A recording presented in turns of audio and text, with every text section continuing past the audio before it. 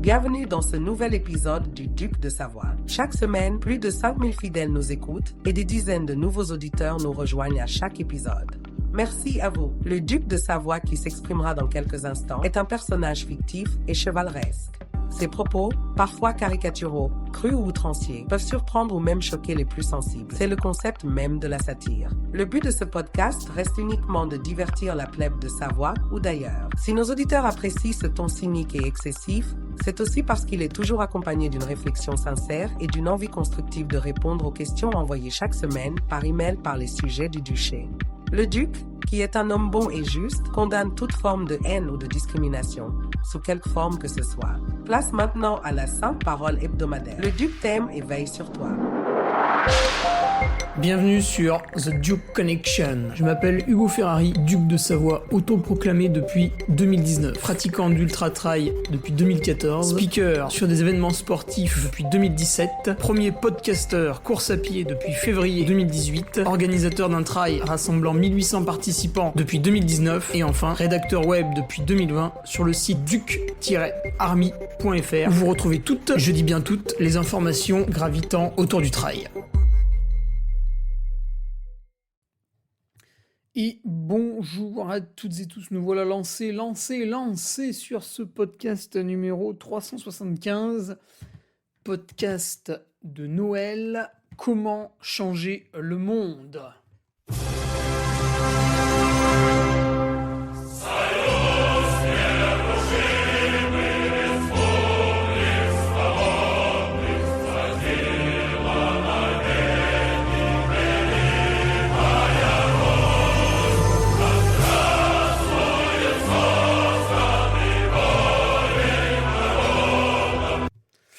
Et oui, comment changer le monde, ce podcast qui est labellisé, label d'argent par notre gouvernement, par notre futur ministère de la Vérité. Et oui, Nostradaduc vous fait une nouvelle prévision pour le futur. Nous avions déjà vu juste avec ce petit PPS qui a été rendu payant. Bien évidemment, vous ne saurez jamais qui composait le comité directeur qui a voté cela, qui d'ailleurs a voté. Qui a voté pour, qui a voté contre, est-ce qu'il y avait une majorité absolue, l'unanimité, juste plus de... Voilà. Eh bien, vous aurez votre petit ministère de la Vérité pour les labels sur les futures émissions en 2026. Voilà, ça sera très important. Nostradaduc voit-il juste, encore une fois, attention, je vous ai annoncé aussi des changements sur les cotes UTMB. Voilà, beaucoup de choses arrivent, et la Saint-Élion est passée par contre. La Saint-Élion est passée... Ah, petit warning, oui, c'est peut-être le troisième, mais petit warning quand même, pour les enfants, ce podcast, puisque nous allons parler de la magie de Noël, ce podcast n'est pas réservé aux enfants qui vivent pleinement la magie de Noël, donc ils ne pourront pas écouter celui-ci, ni le précédent. À la limite, il était un peu hard, mais voilà. Nous sommes ici entre adultes dans la magie de Noël, et nous n'avons pas nos jeunes avec nous. Alors la Saint-Élion, ouais, c'est très très bien passé globalement. Vous avez le podcast, il doit être en vidéo aussi, avec Guillaume Lalu sur Course Épique. Petite interview que je lui ai donnée vraiment juste avant la course, donc ça peut être vraiment marrant à écouter quand on voit comment la course s'est déroulée derrière, plutôt pas mal. Et pour un retour vraiment complet, écoutez, je suis en train de vous finaliser tout ça, comme d'habitude avec une analyse plutôt intéressante, et ce sera sur mon site web vendredi. Je mettrai un petit audio aussi, mais c'est surtout le document là sur le compte rendu qui est intéressant, qui est un petit récit. Ravito après ravito, petit récit du déroulé de la course.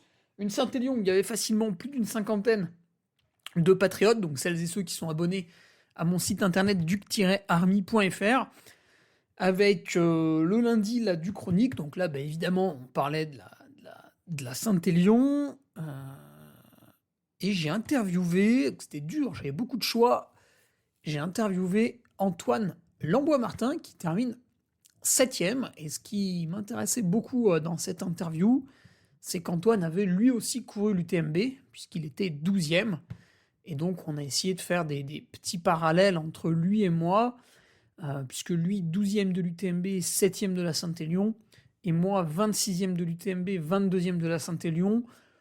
On a vécu un peu le même truc, chacun à son niveau, et Antoine, travaillant d'ailleurs à 100%, nous a livré quelques-uns de ses secrets à l'entraînement pour niquer les autres, ce qui est très important dans la compétition, tout en conservant un emploi plutôt prenant. Qu'est-ce qu'on aura ce vendredi ? C'est bien sûr mon petit article, mais je vous tease un petit peu le vendredi prochain, où on aura une interview des secours en montagne, avec, on l'espère, de belles anecdotes.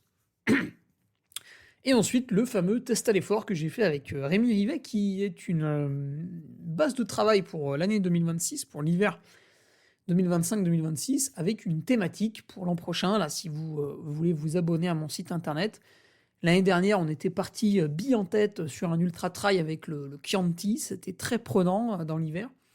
Et bien, cette année, la thématique, c'est comment être moins nul physiquement. Et donc, nous aurons tout un tas de points à faire sur le site internet pour vous amener toutes les billes.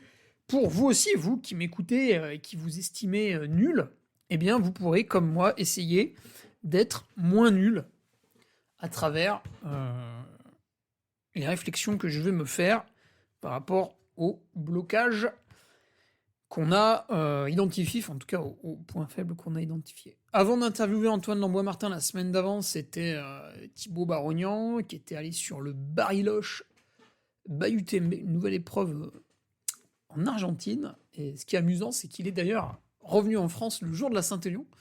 Donc en atterrissant à Lyon, il est passé faire un coucou aux athlètes et c'était marrant. Puis après, il allait dormir. Lui avait fait sa nuit blanche dans l'avion avant.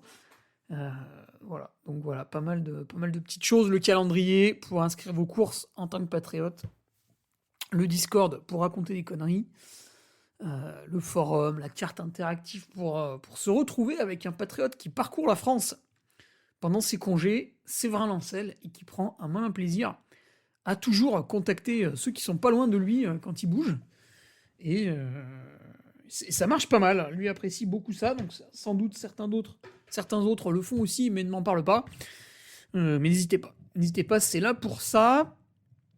Sinon, dans le podcast, il fallait quand même qu'on ait un pénible à s'occuper. Il arrive.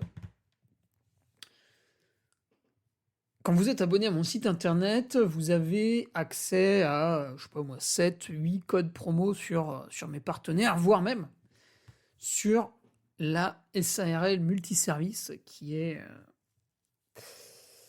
l'entreprise d'un de mes patriotes, Gérard, que je salue, qui était lui aussi à la Saint-Élion, qu'il a fini d'ailleurs, bien sûr, sans problème. Et là, c'est un centre de recyclage auto, donc pour les pièces de seconde main, etc. Paf, 15%. Et en automobile, vous le savez, ça chiffre vite. Donc c'est intéressant. Mais il y avait le code promo sur Nutriting, les compléments alimentaires, que j'utilise depuis 2014 en étant client, et je suis sponsorisé depuis 2017. Donc c'est une entreprise que je connais plutôt bien. Et ben voilà, il y a encore un intellectuel qui a pensé qu'il était intéressant de prendre le code promo qui était sur mon site et de le donner à un tiers, qui l'a donné à un tiers. Et puis un jour, ben voilà, ça s'est retrouvé sur Google, vous le trouviez facilement. Et du coup, l'entreprise Nutriting a eu beaucoup trop de commandes avec mon code.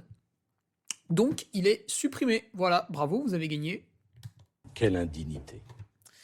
Et oui, une personne a pensé que voilà ce que j'offrais dans le cadre de mon contenu privé, il s'est dit tiens, je m'en fous, je le respecte pas, je vais divulguer ce code à tout le monde, je m'en tape complètement, et voilà, je ne sais même pas que mes actes auront des conséquences. Eh ben si. Quelle indignité. Et oui, voilà, le code est supprimé, donc voilà, vous étiez je sais pas combien à en profiter, et bien vous l'avez plus puisqu'il y a une personne qui a fauté, et à chaque fois qu'il y a une faute, il faut punir, et oui, sinon les gens n'apprennent pas. Voilà, c'est un petit tips que je donne aussi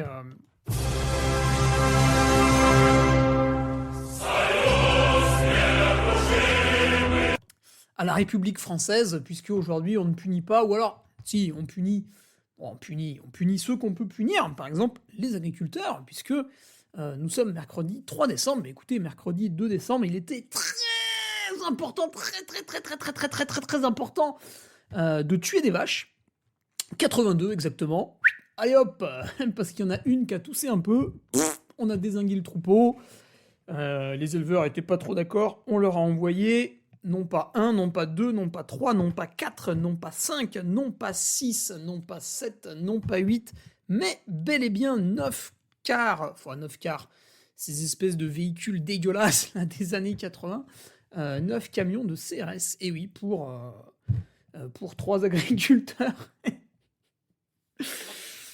Voilà, et le même jour, ça fait 175 gendarmes, hein. Le même jour, on publiait dans la presse l'impossibilité de maintenir un concert pour le Nouvel An sur les Champs-Élysées en raison de risques d'insécurité. Oui, bah, peut-être que si vous utilisiez, messieurs les décideurs, hein, puisque le gendarme n'a pas trop le choix, il est obligé d'obéir aux ordres, c'est le principe d'un militaire. Si les décideurs voilà, pouvaient utiliser un petit peu mieux les forces, qui sont très bien, hein, d'ailleurs en France on a quand même des services de très grande qualité, GIGN, BRI, tout ça, là. S'ils pouvaient les utiliser un tout petit peu mieux pour qu'en fait on zigouille un tout petit peu moins de vaches totalement innocentes et qu'on puisse peut-être fêter le Nouvel An dans Paris, qui est quand même la capitale de notre pays, bah, ce serait quand même super. Voilà, ça va être ma demande au Père Noël, utiliser un tout petit peu mieux les gendarmes pour un tout petit peu moins gazer les gentils agriculteurs et un tout petit peu plus gazer ceux qui veulent empêcher un concert pour le Nouvel An sur les Champs-Élysées. Mais ne riez pas, hein, c'est tous les jours comme ça. Ah putain. Ah non, mais je vous jure, mais n'allumez pas. Ça, c'est pas des infos qui passent à la télé, évidemment. On vous les cache un peu. J'aime bien titiller les gens comme ça avec des petites infos dont ils n'ont pas entendu parler. C'est rigolo. Bon, on s'égare, mais. Je parlais de quoi? Ah oui, punir les gens, ouais, c'est important. Donc ouais, il n'y a plus de code promo Nutriting sur mon site internet, et si ça continue comme ça, attendez-vous à ce qu'on supprime également les autres. Bah oui, voilà. Donc, grandissez, essayez de respecter le travail des gens, arrêtez de chier en permanence sur tous ceux qui vous entourent, soyez honnête, soyez digne, soyez droit, et vous pourrez continuer à obtenir des récompenses. Dans le cas inverse, bah, vous voyez, surutilisation du code Nutriting, hop, supprimé. Mais, c'est là où le duc retombe toujours sur ses pattes. À chaque fois que tu veux me niquer, dis-toi que je l'ai anticipé et je vais te la mettre. Je deviens revendeur des produits Nutriting. Et oui, mon con, et oui. Et maintenant, je fais donc un contrôle total, c'est-à-dire que les produits seront sur mon site, donc j'aurai du stock réellement chez moi, et vous allez pouvoir, par exemple, si vous me commandez un t-shirt, parce qu'ils sont magnifiques et fabriqués en France, même l'illustrateur est un dessinateur français, Flo Hainaut. Si vous commandez un t-shirt, vous pourrez prendre, je sais pas moi, un multivitaminé, de la vitamine D. Voilà, ce sera sur mon site. Vous pourrez faire un panier commun, ce sera dans le même colis, avec les mêmes frais de port. Enfin, du coup, des frais de port pour le... Voilà, donc ce sera livrable toujours comme d'habitude. Colissimo, Relais Colis, Mondial Relais. Et puis c'est tout, la remise bien sûr en main propre autour de Chambéry-Aix-les-Bains, ou quand je me déplace avec mon magnifique véhicule. Donc, je sais que l'écrasante majorité de gens qui utilisaient de manière modérée pour une consommation personnelle et non abusive le code promo Nutriting sur mon site vont être déçus dans les prochains jours, puisque vous doutez bien que le stock n'est pas immédiatement chez moi. Il faut que je passe commande, ça nécessite de sortir un peu de trésorerie, etc. Alors, ni trop, ni pas assez, hein, il faut toujours un peu arbitrer. Ce que vous pouvez faire, donc vous allez découvrir que vous n'avez plus le code, vous allez vous estimer lésé, c'est normal. Vous m'envoyez un mail, un message, voilà, enfin, vous trouvez facilement de me contacter, et vous me listez un petit peu ce que vous utilisiez dans le passé et que vous comptez utiliser encore dans le futur. Et comme ça, moi, ça va me permettre de dimensionner un peu ma première commande. Voilà, est-ce qu'il faut que je commande pour 300 €, 5000 €? Voilà, tu vois, c'est quand même des questions. Même si bien sûr, les dates de conservation sont extrêmement longues, avec plus d'1 an et demi par produit. Évitons de faire des trop grandes erreurs. Je suis pas de stratégie, moi. C'est pour les gars qui n'ont pas confiance, les stratégies. Alors, dans les petites actualités, il y aura une question aussi, hein. On va pas uniquement parler des cadeaux de Noël, il y aura une petite question d'Antoine Lefresne qu'on va traiter à propos des remontadas, puisque Antoine a un mauvais avis sur les remontadas, et nous allons donc le corriger pour son plus grand bien.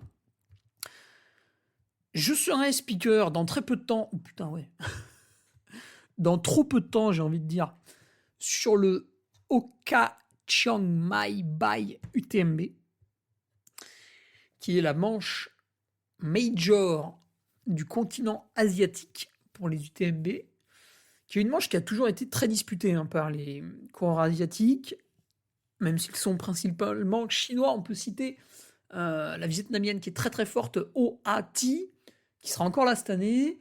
L'an dernier, nous avions découvert je ne sais plus son prénom, mais son nom à cette dame, c'est Madame Mlinarczyk, qui a gagné la CCC, la polonaise. Et on l'a découvert parce qu'en fait, c'était une polonaise qui était au fight avec d'autres coureuses asiatiques sur le Hoka Chiang Mai Bai UTMB. Et ça, c'est très très rare. D'habitude, les Européens se font marcher dessus là-bas parce que les conditions climatiques sont très très différentes. Et là, je crois que c'est Melina Mlinarczyk. Elle avait été très très forte, donc on l'avait vue avant tout le monde, et après elle a remporté sa CCC, donc moi ça ne m'a pas étonné. Vous, ça vous a étonné, parce que vous ne vous renseignez pas sur le trail, vous ne voulez pas vous abonner à mon site internet qui propose énormément de renseignements, vous préférez rester comme ça un petit peu au milieu de la masse, à ingurgiter n'importe quoi comme information sur les réseaux sociaux. Il a la panse bouffie. On avait découvert aussi... Attendez, toujours chez les dames... comment elle s'appelle, l'américaine? C'est Garrett Arnold ou... Attendez, la gagnante de la TDS.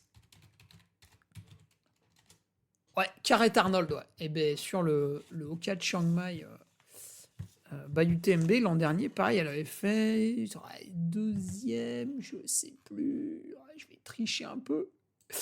Je vais regarder sa page sur l'index UTMB. Garrett Arnold. Ah tiens, la DNF, le Javelina John Red, c'est pas bien ça. Deuxième, elle avait fait deuxième du 100 km. Ah putain, non, ça c'est les hommes. Affiché femme. Qui c'est qui l'avait battu? Ekaterina Mitiaeva, oui, bien sûr, évidemment. Et on n'avait pas trop d'asiatiques là sur le 100 km chez les dames l'an dernier. Ça, c'est marrant. Bref. Donc voilà, je vais faire ça. Voilà. Le rendez-vous est vendredi matin à 2h45. Pour un live jusqu'à 13h. Ça, c'est des bons horaires de travail, ça. 2h45, 13h. Là Et le lendemain, minuit 45, 7h. Donc samedi à 7h, j'ai fini et j'aurais mis 3 nuits blanches avec la Saint-Élion avant. 3 nuits blanches en une semaine.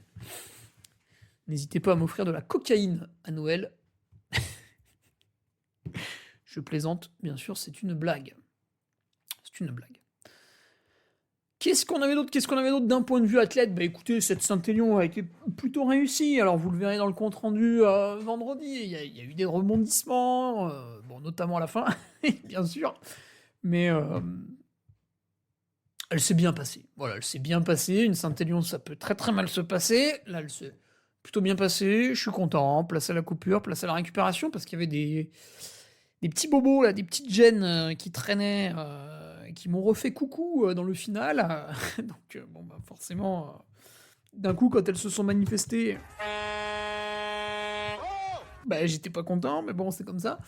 Et là, voilà, il est temps de se reposer de toute manière. De toute manière, comme je vous le disais tout à l'heure, nous allons partir cet hiver sur un entraînement un petit peu différent, qui aura cette thématique comment être moins nul, ce qui est un petit peu important. Alors allons-y pour...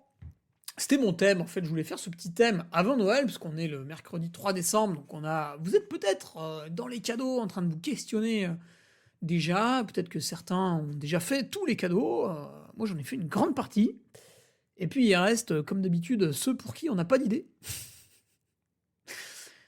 ou ceux où on veut marquer le coup vraiment avec un truc de fou, et du coup on n'arrive pas à choisir.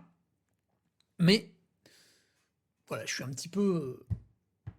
si je prends mon diagramme de si je prends mon diagramme de Gantt des cadeaux de Noël, là je m'adresse à mes amis ingénieurs. Les gueux, bouchez-vous les oreilles, vous ne comprendrez pas. Si je prends mon diagramme de Gantt des cadeaux de Noël, il est bien avancé, j'arrive au dernier jalon. Voilà. Je vais faire une réunion et proposer un PowerPoint. Je prends le lead sur le cadeau de Noël. Et je voulais vous parler justement de ces cadeaux de Noël, en fait. Alors, pas forcément pourquoi en fait-on. C'est un peu traditionnel. D'autant plus que n'étant jamais allé au catéchisme et ayant une pratique de la religion chrétienne plutôt minimaliste que maximaliste, toujours pour faire un parallèle à la course à pied, voilà, je sais qu'il y a une histoire de roi mage et de naissance, bien sûr, quand même. Mais j'ai pas tout le détail. La tradition veut qu'on s'offre des cadeaux avec nos proches. Compagnons, mari, femme, parents, frères, sœurs, amis. Certains font Noël entre amis. Je trouve ça très très bien aussi. Déjà parce que tout le monde n'a pas forcément toujours toute sa famille encore là, ou proche de chez soi, etc. Donc c'est vrai que on fait aussi Noël entre amis. Et tout ce petit monde fait qu'on arrive rapidement à l'établissement d'une liste de Noël. Une liste de cadeaux. Par exemple, j'ai 10 personnes qui m'entourent. Est-ce que personne numéro 1, personne numéro 2, les cadeaux sont faits? Putain, personne numéro 3, merde, j'ai pas fait. Mince, qu'est-ce que je vais pouvoir lui offrir, etc., etc. Donc vous avez, durant quelques jours, durant 24 heures pour les plus hasardeux, durant quelques semaines, vous avez comme ça des pensées qui vous viennent au fur et à mesure des journées. Un jour, vous allez vous dire « Oh, putain, ça, je vais l'offrir à machin, ça va lui plaire, truc. » À chaque fois, vous essayez de faire peut-être des cadeaux utiles. Ouais, lui, je pense qu'il a besoin de... ou des fois, c'est des cadeaux plaisir. Parce que bon, vous allez l'avouer, vous n'avez pas trop d'idées. Ça vous fait chier d'y passer un peu du temps. Vous dites, putain, en fait, je sais pas trop ce qu'il veut. Finalement, il a l'air d'avoir un peu tout. Je lui prends une bonne bouteille de vin, je lui prends une super boîte de chocolat. Ça c'est pas mal aussi. Ça, très sympa aussi. Très très sympa. Ça sert toujours. Le cadeau un peu engagé aussi, celui que je vais essayer de vous promouvoir aujourd'hui. C'est-à-dire que vous allez offrir quelque chose qui finalement vous fait un peu plaisir à vous aussi. Et du coup, vous êtes heureux de l'offrir. Par exemple, un cas que j'ai déjà eu, quelqu'un qui avait lu un livre, il l'a trouvé super, et il me l'a offert aussi. Et il s'est dit, ouais, c'est bon, ça va lui plaire aussi, etc. Vous avez ça. Ça marchait avec le jeu vidéo quand j'étais jeune. Plein d'autres choses. La bouffe, bien sûr. Hein, ouais. Putain, j'ai kiffé ce délicieux miel d'apiculteur. Profitez-en, on en a encore en France. On va bientôt trouver une maladie pour abattre toutes les abeilles, mais pour l'instant, ils n'ont pas trouvé encore à la World Company, donc on les garde pour le moment, mais ça va venir. Donc vous avez ces 3 types de cadeaux, et à chaque fois, j'ai remarqué, c'est très récemment, j'ai eu cette prise de conscience très très récemment. À chaque fois vous pensez à la dépense que vous faites pour la personne. Bah oui, si vous offrez un cadeau à 5 euros, c'est pourri. Vous le savez vous-même quand vous faites le cadeau, vous dites, oh putain, j'ai fait le bâtard là, j'ai abusé. Et en même temps, si vous offrez un cadeau à 2500 euros, c'est un peu excessif. Et du coup, vous le faites pas non plus. Donc, vous essayez de dimensionner un petit peu votre dépense en argent par rapport à la personne. Avec une fourchette, hein, évidemment. Tiens, celle-là, elle vaut 74,50 €, ni plus ni moins. Et voilà, vous prenez une fourchette. Alors, je sais pas, quand on s'adresse au plus grand nombre, un cadeau de Noël, ça doit varier entre 25 et 150 euros. Ça doit être très très rare de faire un cadeau à plus de 150 euros ou à moins de 25. Voilà, c'est deux choses qui sont assez rares. Ou on va dire entre 20 et 200. On va dire entre 20 et 200. Parce que c'est vrai que des fois, on aime bien... Quand c'est quelqu'un de très proche, des fois, on peut mettre un peu la main quand même au porte-monnaie. Enfin, il y a des gens qui sont sans doute largement plus fortunés que moi, mais quand on prend la moyenne des revenus en France, je pense pas que tout le monde puisse aller taper un petit peu au-dessus. Et donc on pense à cette dépense, on essaye de l'évaluer, de l'estimer, de la jauger aussi, parce que tu t'emballes, puis après il reste 2 personnes à qui t'as pas offert de cadeau, puis on est tous rattrapés par la même chose, c'est-à-dire qu'au bout d'un moment, il n'y a plus le budget. Et oui, puisque le prix des péages augmente chaque année, donc ça vous allez le prendre début février, le prix des timbres augmente tous les 1er janvier, le prix de l'énergie, ceux qui ont du chauffage chez eux, vous faites partie des ultra riches maintenant, hein, ça y est, vous y êtes. L'eau, oh putain, l'eau. J'ai reçu une facture d'eau. Qu'est-ce qui s'est passé entre 2024 et 2025 ? C'est de l'eau, hein, c'est pas du vin rouge. Hein, il y a un problème. Même consommation, pas du tout le même prix. Bon, qu'est-ce que vous voulez qu'on fasse ? On paye, quoi, comme des cons. Bon, ce que je voulais dire, vous pensez à la somme que vous allez dépenser, et très rares sont les personnes qui pensent à celui qui va recevoir l'argent. Qui est-il, celui qui va recevoir l'argent, justement ?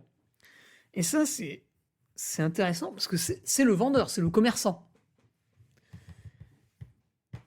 Et là, vous dites, bah oui, c'est vrai, je fais un cadeau à 50 balles, je vais à King Jouet, je prends un nounours à 50 balles, et ben en fait, j'ai donné 50 balles à l'entreprise King Jouet. Et une fois que vous avez admis ce concept, eh bien, vous pouvez vous demander, tiens, finalement, je réfléchissais à quel cadeau faire à quelle personne, mais en fait, il faudrait que je réfléchisse aussi où est-ce que je l'achète, voire même à qui je l'achète quand il y a 2 concurrents. Eh oui. Vous êtes dans votre ville. Vous voulez acheter le pain. Il y a 2 boulangeries. Les tarifs sont similaires. Boulangerie, tarifs similaires. Mais il y en a une, c'est une casse-couille.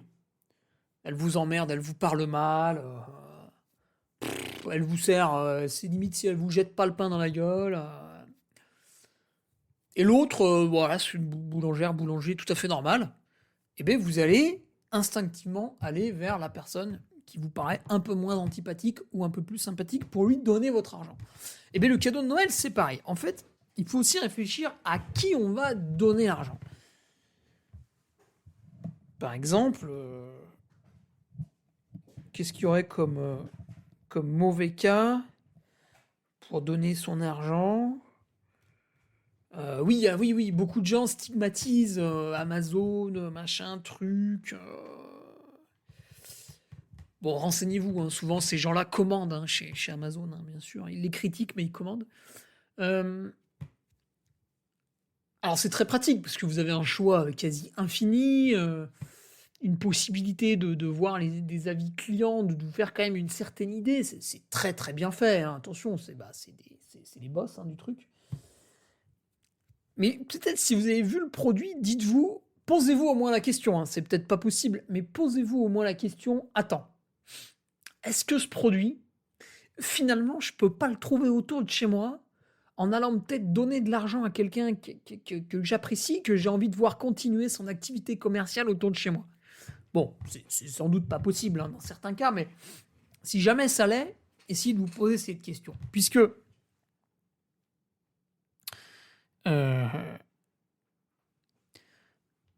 des idées cadeaux, parfois il nous en manque, parce que vous avez 30, 40, 50 ans, ça fait des années que vous faites des cadeaux à vos frères, sœurs, parents, etc. Et puis bon, bah, arrive une année où plus d'idées. Et à ce moment-là, dites-vous bien, bon, j'ai plus d'idées, je sais plus quoi lui offrir. Eh bien, je vais...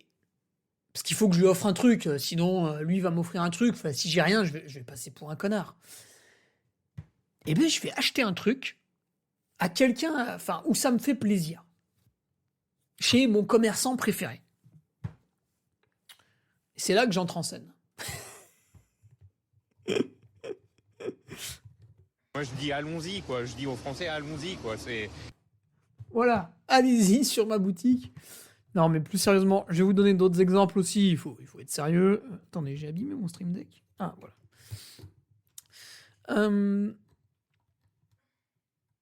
Quand vous avez des amis dans votre famille, enfin, j'ai mélangé les deux là. Quand vous avez des gens dans votre famille qui sont sportifs, c'est facile.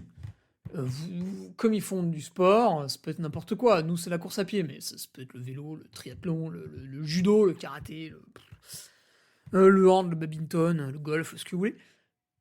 La personne va soit utiliser du matériel pour son sport, qui parfois même est renouvelable, donc là c'est génial, vous pouvez renouveler vos cadeaux, soit va avoir besoin d'être en meilleure santé, parce que pour performer dans un sport, il faut être en bonne santé, c'est capital. Et donc vous allez pouvoir lui offrir des trucs de relaxation, des séances de massage, d'ostéopathie, une carte d'abonnement au centre balnéo spa à côté de chez lui, enfin tout ce genre de choses. Un pistolet de massage, des rouleaux de massage, des balles de massage, tout ce que vous voulez. Et du coup, le sportif a cette qualité qui fait qu'on a toujours plein d'idées pour lui offrir des trucs. Par contre, la personne sédentaire, c'est un peu plus chiant. Comme sa passion, c'est de regarder Netflix, et ensuite...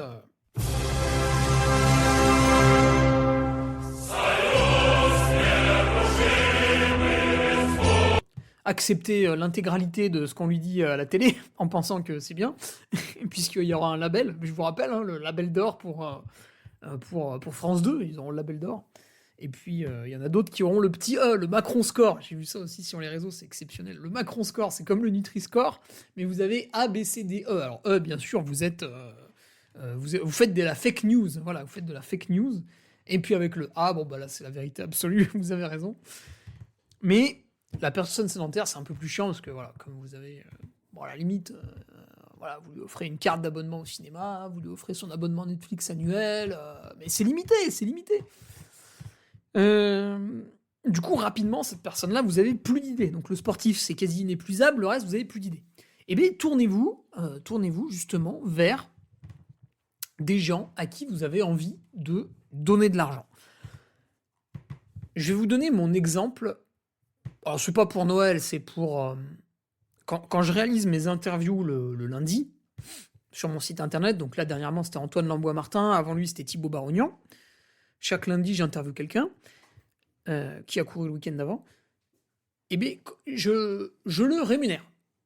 Alors, pourquoi je le rémunère ? Parce que j'estime que cette personne a passé une demi-heure, voire 1 heure avec moi, que ça lui apporte une visibilité diminuée par rapport à un podcast public, puisque nous sommes dans un site internet privé et donc consultable par finalement très peu de monde. Trop peu d'ailleurs. Et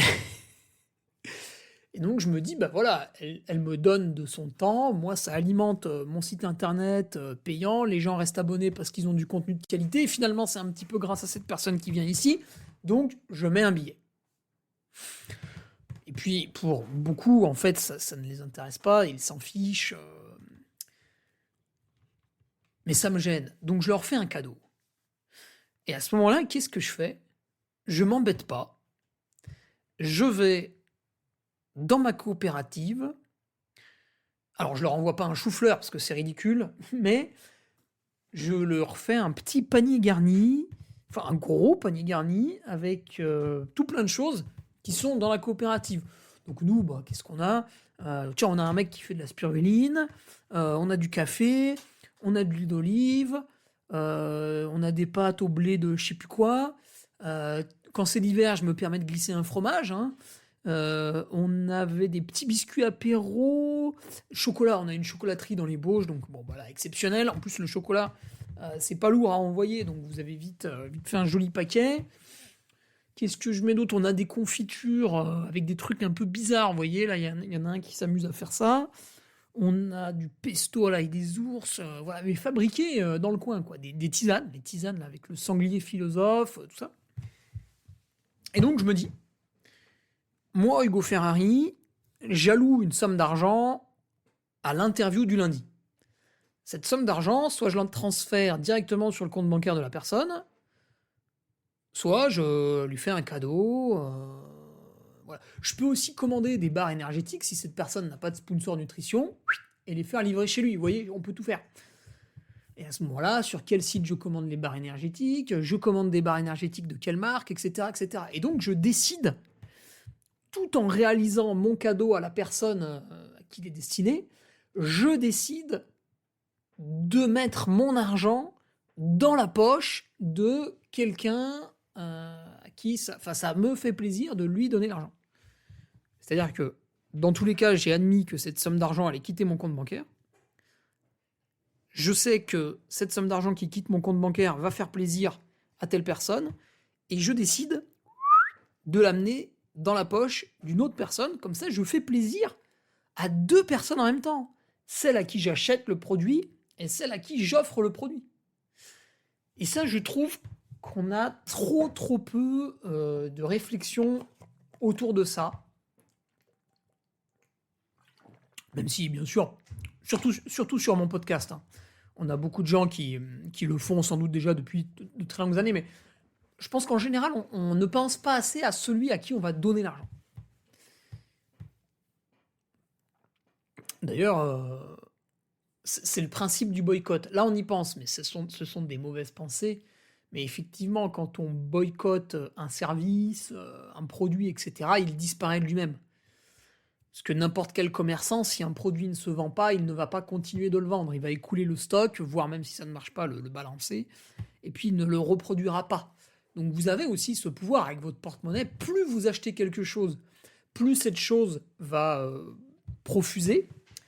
Et moins vous achetez une chose, plus elle va disparaître d'elle-même. Alors, je vous ai fait une petite liste de cadeaux à faire, enfin, chez qui aller. Bien sûr, mon site internet, évidemment. Si vous m'écoutez, mais que vous n'êtes pas abonné à mon site parce que vous vous en foutez, etc., alors je vous charrie souvent, mais bien sûr, vous avez le droit. Hein, c'est un site d'information du travail. Et pour beaucoup, bah, vous n'avez pas le temps de consulter ça, ça vous intéresse pas spécialement. Plein de raisons. En vrai, je m'en fous. Hein. Vous n'êtes pas abonné, c'est pas grave. Mais vous avez peut-être des amis à vous qui le sont, bah voilà. Offrez-leur une panoplie du Kermi. Donc il y a le t-shirt, il y a les chaussettes, bandeau, bonnet, short. Bon, ça arrive. Hein. J'ai pas encore la date, mais ça arrive. Il y aura du débardeur, il y a du t-shirt manche longue. Voilà, il y a de quoi faire. Le bœuf, excellent le bœuf. Excellent. Tout est fabriqué en France, donc vous savez qu'en me donnant l'argent, parce que vous me trouvez sympathique, puisque vous êtes en train d'écouter mon podcast, surtout si vous êtes là après celui de la semaine dernière, c'est que vous m'aimez bien. Sinon, vous m'avez dénoncé aux autorités. Mais donc, en commandant sur mon site internet, vous me donnez de l'argent.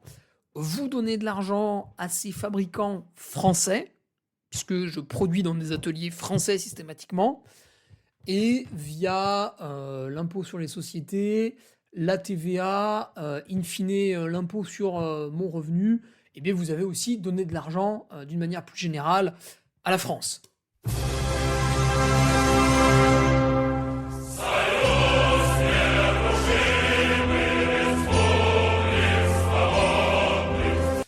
Je devrais pas avancer cet argument, il est de moins en moins vendeur.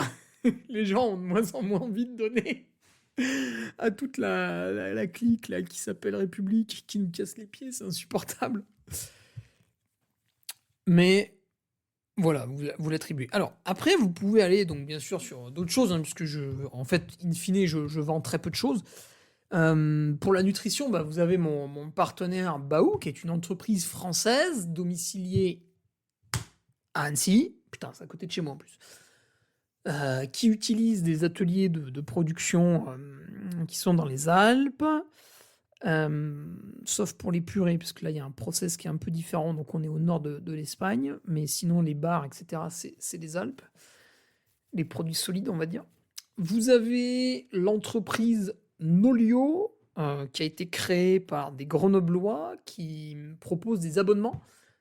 Et grâce à ces abonnements, vous bénéficiez de tout un tas d'options. C'est un petit peu comme le Strava payant, mais c'est quand même vachement mieux fait. Donc pour ceux qui payent Strava, ça peut valoir le coup de supprimer votre compte Strava. Enfin non, pas de supprimer, mais d'arrêter de payer Strava, qui est une entreprise américaine, et de venir donner votre argent à Nolio, qui est une entreprise française. Et je pense que niveau analyse de données, parce que si vous payez sur Strava, c'est que vous aimez l'analyse de données, sinon vous êtes bête, parce que ça n'a aucun intérêt.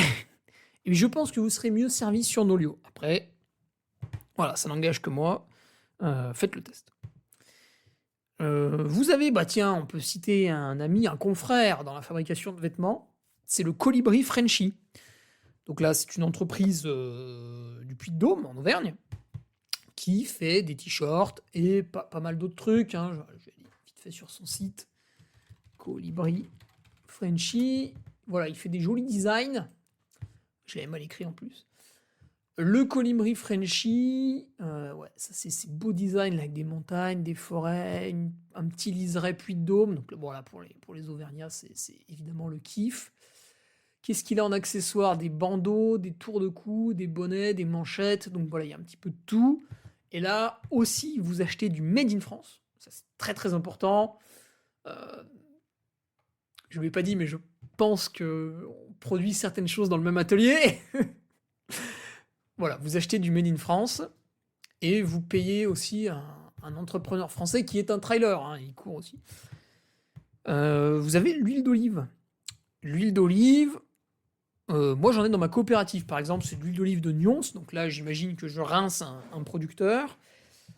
Vous avez le café. Le café est beaucoup torréfié en France, on a beaucoup de torréfacteurs. Moi j'ai bien sûr mon partenaire Panier à Café qui est au nord d'Annecy, mais si vous êtes dans la région, vous voyez, j'imagine que dans toute la France, il y a beaucoup de torréfacteurs. J'en avais trouvé un dans la Haute-Loire lors d'un voyage complètement... Enfin, c'était pas du tout pour ça, mais je tombe sur un torréfacteur. Donc, évidemment, je me suis arrêté, j'en ai acheté. Mais à Chambéry, vous avez Etioca, vous avez Terroir Café, vous en avez un Chana au nord de Chambéry, vous en avez un Chalaiso qui est tout petit. Et en plus de ça, vous avez le Panier à Café qui est à Annecy et qui fait tous les marchés d'Annecy. Donc, vous le trouverez facilement. Vous voyez, le café, c'est un savoir-faire aussi très français. La renarde, la boisson renarde, celle-là, elle est brassée chez moi, hein, dans mon village à Vauglan. Donc là, vous pouvez pas faire plus français, cette bière sans alcool. J'ai découvert, et vous allez en entendre parler plus tard, très récemment, du vin effervescent sans alcool. Très intéressant. La bouteille coûte 8,50. Je l'ai trouvé sur le site Bayle, B-A-Y-L-E-Caro. Voilà, ça vous en entendrez parler parce que je pense qu'il y a moyen de s'arranger avec Renard qui propose des bières sans alcool pour faire des offres intéressantes. Enfin, bref. Vous avez la Chaussette de France, bien sûr, qui est mon partenaire depuis 2017, qui fait des chaussettes comme son nom l'indique. Mais de temps en temps, ils ont aussi des bonnets un peu en polaire, ils ont d'autres trucs.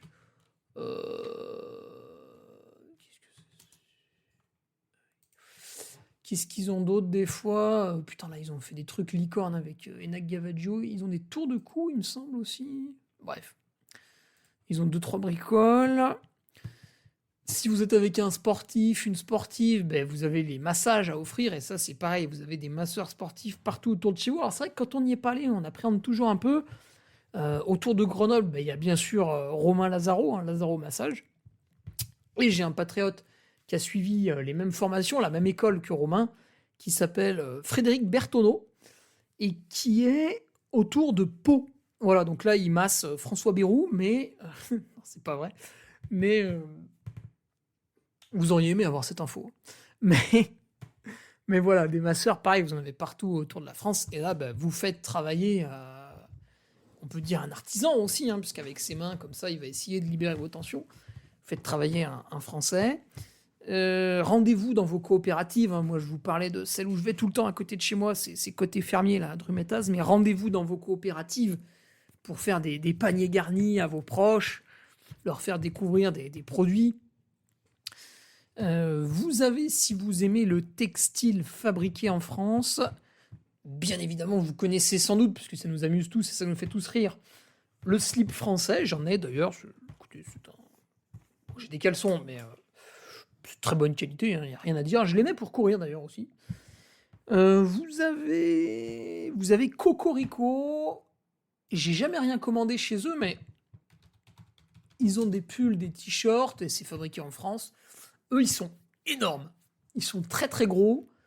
Donc forcément, ils ont des tarifs qui sont intéressants, puisqu'ils font des productions monstrueuses.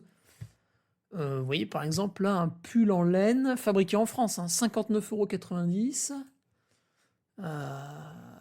Bon, il n'y a pas vraiment de design, c'est des trucs tout simples, par contre. Et le bonnet à 15 €, là, fabriqué en France. Voilà, il y a pas mal de trucs. Eux, ils sont énormes. Ils sont énormes. Les oléagineux, bon, c'est vrai que ça fait peut-être un peu bizarre de d'offrir des noix à Noël, encore que, il le sait pas encore, mais Thibaut Barognon va recevoir une production de noix de Grenoble assez importante en guise de cadeau. Et de l'huile de noix, qui est assez coûteux d'ailleurs. Moi, je commande sur Verger du Sud-Ouest. Voilà, vous tapez ça dans Google, tout simplement. C'est un site qui vend des noisettes, des amandes, des noix de pécan produites en France. Donc dans le Sud-Ouest, comme son nom l'indique. Vous avez un site qui vend un peu de tout et à la fois pas grand-chose. C'est vrai que quand je commande chez eux, ce que je regrette, c'est qu'on commande 2-3 trucs, puis après on a besoin de rien, donc on commande plus. Mais Terre de France, qui regroupe plusieurs fabricants de tout un tas de choses. Par exemple, chez eux, voilà, moi, ce qui va m'intéresser, ça va être le savon. J'ai pris quelques vêtements aussi. Ils ont un peu de tout, puis c'est reversé aux agriculteurs, des trucs comme ça, là. Les bénéfices. Donc voilà, vous avez tout un tas. Et moi, je vous ai cité ce que je connais, ce que j'utilise, mais si vous ouvrez les yeux autour de chez vous, vous avez tout un tas de choses où vous vous dites « Putain, mais ouais, je vais aller dans cette enseigne parce que je l'aime bien, parce que je l'apprécie. » Alors, peut-être que c'est aussi quelque chose qui n'est pas français ou qui ne fabrique pas des choses françaises, mais vous appréciez le patron, vous appréciez les employés et vous avez envie que l'entreprise continue à vivre. Et donc, vous faites des cadeaux en vous servant chez eux. Ça aussi, c'est valable. En fait, l'objet de ma pensée, comme je vous l'ai dit tout à l'heure, c'est de dire ok, je fais un cadeau à telle personne pour lui faire plaisir, mais quitte à dépenser de l'argent, il faut que ça fasse plaisir aussi à la personne à qui je donne l'argent. Enfin, en tout cas, que j'y vois une espèce de deuxième raison. Vous avez des entreprises françaises qui sont obligées par tout un tas de problématiques. Par exemple, pour les trailers, c'est vrai que cadeau de Noël, on peut penser à Wise. Parce que c'est des produits qui sont assez coûteux, donc des produits sur lesquels, des fois, les trailers lorgnent. Par exemple, là, je sais pas si j'ai le droit de le dire, mais j'ai un de mes amis qui va faire une expédition un peu costaude, et Wise lui a fait une veste qui est assez impressionnante, puisqu'elle protège beaucoup, et elle est à la fois très légère. Mais le prix est énorme, parce qu'on fait aucune concession sur les matières premières. Mais si vous trouvez que c'est bien d'avoir une entreprise... bon, après, c'est pas non plus fabriqué n'importe où, c'est quand même au Portugal, c'est pas très très loin. Mais ce sont des gens qui ont des bureaux à Annecy, qui payent leurs impôts en France. Et du coup, si vous trouvez que la démarche de fabriquer des vêtements le plus haut de gamme possible, le plus résistant possible, quitte à ce que ça coûte cher, est intéressant, bah voilà, vous pouvez aller aussi leur donner votre argent. Je vais parler aussi de Gollum. Pas le mec dans le Seigneur des Anneaux, commencez pas à faire les cons. Mais Gollum, mon partenaire qui a les lampes frontales. Alors, la lampe frontale, c'est une batterie en lithium avec des objets électroniques autour. Donc, évidemment, ça vient de l'Asie. Ça ne viendra jamais de France. Mais, Adrien, qui gère Gollum, une fois qu'il a commandé les pièces, qu'elles sont arrivées en France, il les fait assembler par un ESAT, je sais plus comment on dit. Parce que lui, il est tout seul, c'est une très petite entreprise. Donc il passe par ce prestataire qui est l'ESAT pour faire assembler les frontales. Et puis, voilà, il les envoie. Mais du coup, vous avez une entreprise française qui fait travailler des gens sur sol français, bon, en plus, en situation de handicap, il me semble. Donc là aussi, vous pouvez finalement trouver ça sympathique et donc offrir une lampe frontale. Je m'adresse maintenant à la famille Bringer, puisque Esteban, qui termine 9e de la Saint-Élion, avait une frontale qui n'arrêtait pas de bouger sur la tête. Offrez-lui une Gollum. Offrez-lui une Gollum, bordel. Ce sera mieux. Putain. Voilà. Voilà un petit peu ce que j'avais à dire, ma réflexion, comme ça, qui était un peu ma réflexion autour du moment. Donc là, bon, c'est vrai qu'on s'est un peu éloigné du try running, encore que, mais voilà, c'est un petit peu mon occupation du moment, les cadeaux de Noël. C'est un moment que j'apprécie, cette fête de fin d'année. Voilà, où le temps s'arrête un petit peu, puisque toutes les entreprises, enfin en tout cas pour l'instant, cessent de fonctionner. On verra dans quelques années, parce que là, on nous interdit un petit peu de dire Noël. Il faut dire joyeuse fête de fin d'année, joyeuse fête d'hiver. Mais Noël, oulala, attention. Donc méfiez-vous, le jour férié va bientôt disparaître. Je vous rappelle que l'été dernier, on débattait de la suppression d'un ou deux jours fériés. C'est peut-être acté d'ailleurs, je sais pas, moi je m'en fous, comme je suis entrepreneur, mais bon, je dis ça pour vous, les salariés. Donc méfiez-vous, la disparition de Noël, attention. Hein. Moi, je dis allons-y, quoi. Je dis aux Français allons-y, quoi. C'est. Eh oui, parce qu'après, il y a du allons-y. Hein. On se fait une petite question ? Allez, on se fait une petite question, on a le temps. Avec la remontada. Donc c'est Antoine Lefresne qui m'avait envoyé une question il y a assez longtemps, mais j'en ai plus trop des questions là. Vous avez peur. Je sens la peur dans votre regard. Je sens la peur. Je sens que vous n'osez pas. Vous êtes timide hein, quand même. C'est incroyable ça. Les gens sont de plus en plus timides. Soit ils sont timides, soit c'est des gros enculés, tu sais, qui parlent fort dans le bus, qui écoutent de la musique, ou alors ils sont timides. Ça dépend. Ah non, il l'avait envoyé le 9 octobre 2025. Oh bah ça va. Moi, je dis allons-y, quoi. Je dis aux Français allons-y, quoi. C'est. Alors allons-y Antoine. Bonjour mon duc. Bon, il a mis un message de politesse, on va être gentil. On entend souvent les gens... Ah, t'as fait une faute d'orthographe là. Les gens s'extasier sur les remontadas en disant à chaque fois que l'athlète a eu une excellente gestion de course. Est-ce que ces gens-là ne pensent qu'à partir lentement pour remonter plutôt qu'à partir dans un rythme qui permettra de faire le meilleur chrono possible? Quelle indignité. Antoine, je ne sais pas quel est ton âge. Je ne sais pas quelle est ton expérience non plus du trail. Ce serait intéressant ça. Si tu es débutant, tu es excusé. Si tu n'es pas débutant, attention.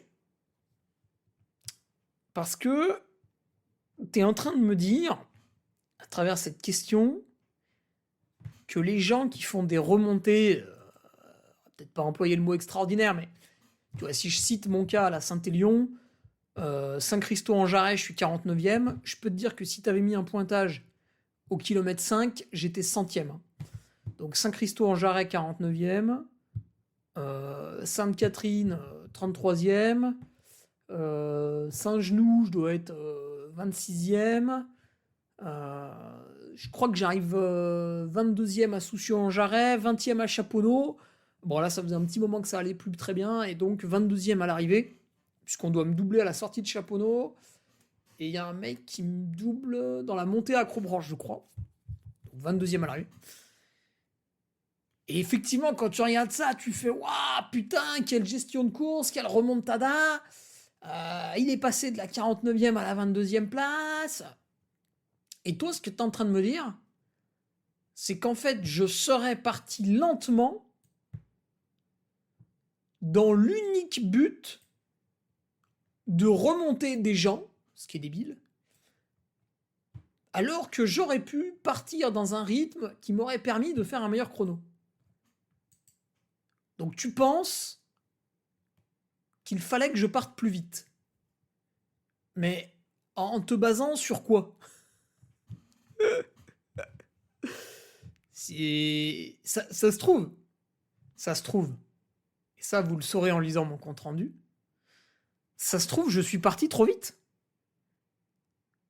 Parce que tu vois, Antoine, quand tu regardes comme ça, donc ça c'est accessible à tout le monde, c'est sur le chronomètre, la Live Try. Vous cliquez sur mon profil et vous avez voilà 49e, 33e, 27e, 20e, etc. Là, tu regardes une évolution des chiffres. Mais ça se trouve, je serais passé 70e à Saint-Christo, je faisais 12e à l'arrivée. Et finalement, en faisant ça, j'aurais mis caduc tout ton raisonnement, puisqu'en partant encore plus lentement, j'allais encore plus performer. Tu vois ce que je veux dire ? Donc méfie-toi, Antoine, je pense que tu fais une analyse qui n'est pas correcte. Tu imagines que les gens partent trop doucement. Spoiler, ça n'arrive jamais.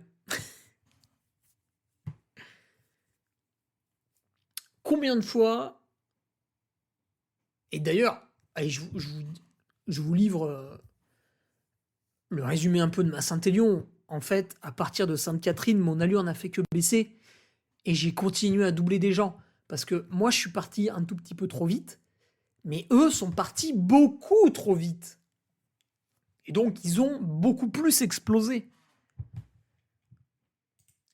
Et toi, Antoine, là, avec ce que tu es en train de dire, c'est très très dangereux. Parce que du coup,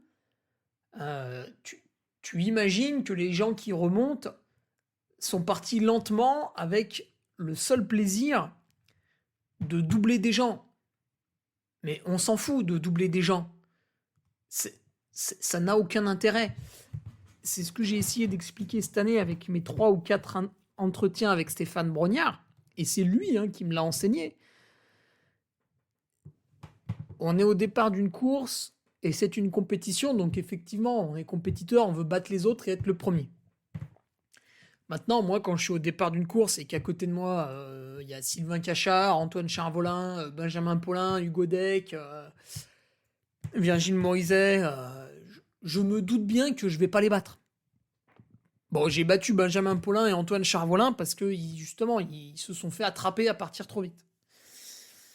Mais je n'avais pas les qualités physiques de les battre.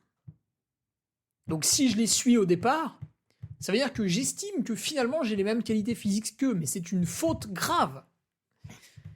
Et en fait, pendant que les gens, et à la Saint-Élion c'est assez frappant, se suivent au début sur la route, au début, Sylvain Cachard il court moins de 29 minutes aux 10 000. Tous ceux qui étaient avec lui à Saint-Christo-en-Jarret, ou devant lui, étaient des inconscients. La preuve, il les a battus. Donc les gens peuvent raconter ce qu'ils veulent. La réalité, c'est que... je sais plus où c'était. T'avais John Albon. Ou sur l'UTMB. Ah oui, c'était en 2023 avec Jim Wamsley. Il n'était pas parti en tête. Aux Ouches, il avait 2 minutes de retard sur la tête de course. Mais à quel moment les gens devant se sont dit ouais, c'est normal d'avoir 2 minutes d'avance sur Jim Wamsley? Et c'est les mêmes gens qui après vont nous dire « Ah, je comprends pas, au bout de 3 heures de course, j'ai eu mal au ventre. »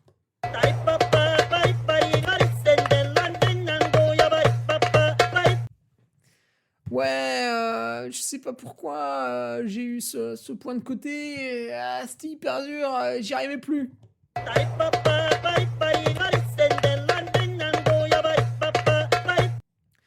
Ouais, j'ai poussé, j'étais en tête, c'était incroyable, j'avais des sensations de fou au bout de 27 minutes, et d'un coup je me fais une entorse.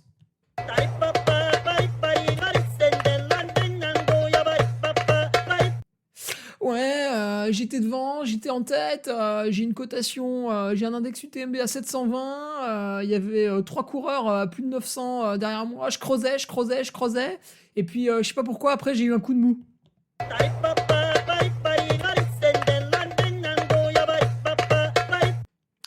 Ouais, je comprends pas, à l'entraînement, j'ai testé ma nutrition, et là, au bout de 3 heures en course, je comprends vraiment pas pourquoi, il y a plus rien qui passait.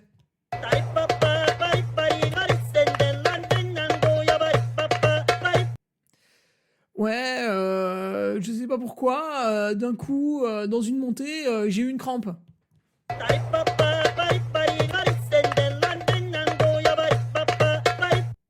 Ouais, je comprends pas, j'ai fait 30 bornes, j'ai poussé, j'étais à fond, j'étais au top, et d'un coup, je sais pas pourquoi, j'ai eu mal un petit peu partout autour du bassin, je pouvais plus avancer en courant vite, et puis j'ai dû arrêter.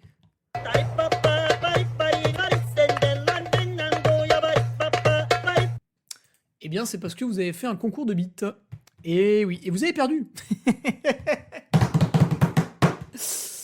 Et oui, vous avez perdu. Voilà, balim bam bam. Ouais, donc, alors, Antoine, pour te répondre et terminer ce podcast, c'est possible. C'est possible qu'il y ait des gens qui partent très très lentement, trop lentement, parce qu'ils ont peur de la distance, ou... il doit y en avoir. Dans le peloton, il y a tellement de monde, il doit y avoir des gens qui partent trop doucement, peut-être même qui après peinent un petit peu à changer de rythme, etc., et qui finalement passent la ligne d'arrivée en se disant « Bah merde, je suis pas très fatigué. » Bon. Mais c'est extrêmement rare. C'est extrêmement rare. Quand j'ai fait l'Eco-Trail de Paris, donc 3e en 2024 en 6h07, d'ailleurs celui qui a gagné c'était Ambroise Bonfils et il a terminé 12e à la Saint-Élion. Quand j'ai fait l'Eco-Trail de Paris, alors c'est très très plat, hein, je me forçais à courir à 15 à l'heure sur le plat. Pas plus. J'aurais pu partir à 17. Hein. Le groupe de tête est parti à 17. J'étais aux alentours de la 30e place personnellement. Ah bah ça alors. Ah bah j'ai fait 3e, alors qu'au premier ravito j'étais 22 ou 27e. Ah bah comment ça se fait? Et oui. Et dis-toi qu'en me bridant un petit peu à 15 à l'heure sur le plat au début, à la fin, en forçant au maximum, j'allais à 14. Donc déjà là, il y a eu une dérive. Imagine si je partais plus vite. Bon, à la Saint-Élion, pour d'autres raisons, ça s'est un petit peu mal passé sur la fin du parcours. Et c'est vrai que j'arrivais pas à courir à plus de 12. Enfin, j'étais à 12 d'ailleurs. Mais c'était pas lié au départ rapide. Je reviens dessus dans mon compte-rendu. Un petit problème que j'avais quand même senti venir. Mais voilà, donc je ne pense pas que les gens souhaitent partir lentement pour le simple plaisir de doubler. D'autant plus que si doubler des gens ou te faire doubler des gens, ça a un impact sur ton mental, ça veut dire que tu n'as pas de mental, en fait. Tu dépends des autres. C'est là où je te renvoie à mes 3 ou 4 interviews avec Stéphane Brognard sur mon site internet. Si des gens te doublent et que tu te dis « Ouais, ils sont en train de me doubler, c'est que je suis pas bien, faut que j'accélère », le pilote n'est pas dans le véhicule, le pilote est dans le véhicule de l'autre. Et à l'inverse, si tu doubles des gens, c'est plus dur dans ce sens-là. Si tu doubles des gens et que tu te dis « Ah putain, je suis bien, je double », là aussi le pilote n'est plus dans le véhicule. Et ça, c'est aussi quelque chose que je détaille un tout petit peu dans mon compte-rendu. C'est peut-être qu'à un moment donné, j'ai doublé les gens un peu trop vite. Je me suis peut-être encore un peu fait griser. Mais c'est très dur, hein, psychologiquement, de travailler dessus. C'est pour ça qu'il faut le travailler. C'est pour ça que dans l'interview de Guillaume Lalu, là, dans Course épique, avant la course, je disais, bah voilà, moi, ce que j'attends de la Saint-Élion, c'est me faire doubler au départ. Il faut que les gens me doublent, que j'ai l'habitude d'être loin, sans que mon cerveau se pose des questions. Il faut que j'anesthésie totalement le fait d'être doublé par des gens qui n'ont peut-être pas le niveau, que je vais peut-être rattraper après. Alors, attention, il y a aussi des gens qu'on ne connaît pas et qui parfois surperforment. Surtout sur cette Saint-Élion. Hein. Je veux dire, il y a plein de noms dans les premiers qui ne sont pas connus. Hein. D'ailleurs, j'ai découvert Casquette Rouge. Et il est fou. Ce type est fou. C'est le double maléfique de Casquette Verte et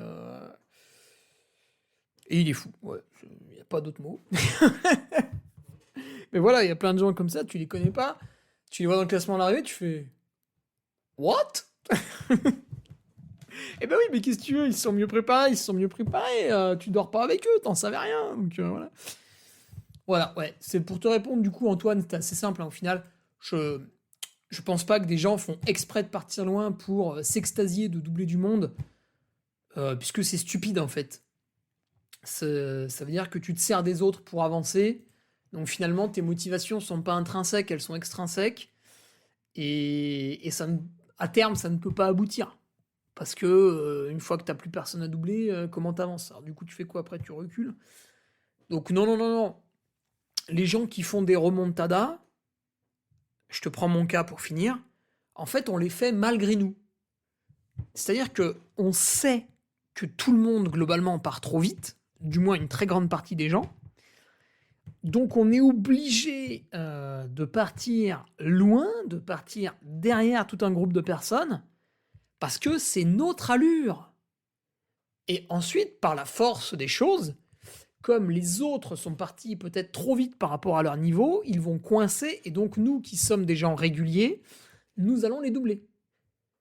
Mais le plan n'est pas de dire « Ouais, je vais partir 100e, comme ça je vais doubler plein de monde, et je vais me faire acclamer sur les réseaux sociaux. » Non, ça on s'en fout. On est des adultes, voilà, on est grands. On est grands, mais quand même sur le Stream Deck, il y a...